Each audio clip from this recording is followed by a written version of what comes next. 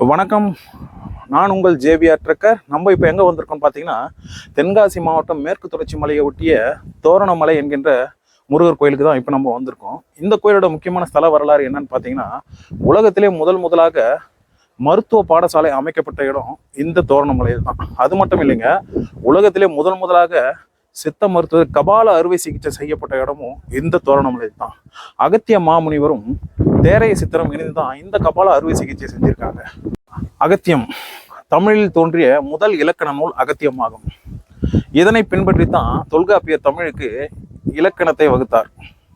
என் மனம் விட்டு சொல்கிறேன், காலப்போக்கிலே நான் செய்த அகத்திய நூல் கூட அழிந்து போகலாம்.